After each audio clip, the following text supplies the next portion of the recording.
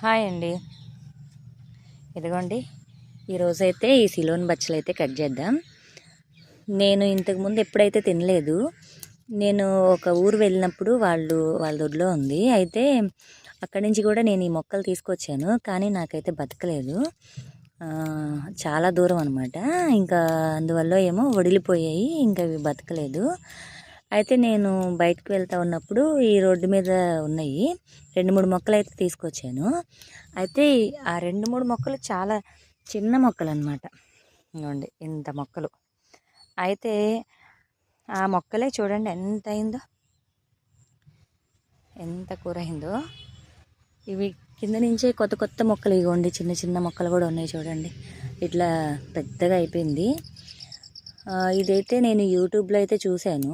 దీని పేరు సిలోన్ బచ్చలి, బెంగళూరు బచ్చలి అంటూ ఉన్నారు. అయితే నేను చూసిన దగ్గర అయితే, నేను పల్లెటూరులో అనమాట ఇది చూసింది. నేను చూసిన దగ్గర అయితే దీని పేరు వేరే చెప్పారు. ఇలా అయితే కాదు, సిలోన్ బచ్చలని బెంగళూరు బచ్చలని అయితే కాదు, వేరే పేరు చెప్పారు. ఈసారి ఖచ్చితంగా ఆ పేరు తెలుసుకుంటాను నేను. చాలా టేస్ట్ ఉంటుంది, చాలా బాగుంటుంది. అంటే సరే, ఆకుకూరలు ఇవి ఇంకా ఇలానే ఇంకా వస్తూనే ఉంటాయి. ఇంకా మనకు ఆకుకూర చాలా మంచిది కాబట్టి ఇంకా దీన్ని ఎలా అయినా కూడా మిస్ చేయకూడదు. ఎలా అయినా నా పెరటిలో పెట్టాలని నేను చాలా ఆశపడ్డాను, కానీ నేను అనుకోకుండా ఈ మొక్కలను చూసి తీసుకొచ్చి పెట్టాను. చూసారా ఎంత బాగా అయితే బాగా వస్తుందో. ఇట్లా బాగా ఎదిగేవి మనం పెట్టుకుంటాం మంచిది. కొన్ని అయితే అసలు మనం పెడుతున్నా కూడా రావు. వాటికి ఎరువులు వేయిందే అవి బతకడం లేదు. ఎరువులనే కాదు, కొన్ని కెమికల్స్ కూడా వాడాల్సి వస్తూ ఉంటుంది. పురుగులు పడిపోతూ ఉంటున్నాయి. ఇంకా చక్కగా ఇదిగోండి ఇంత శ్రేష్టంగా వచ్చేవి మనం పండించుకుంటే చాలా బాగుంటుంది. చూడండి ఎంత కోస్తున్నా కూడా తిరగటం లేదు. ఇదిగోండి సరే,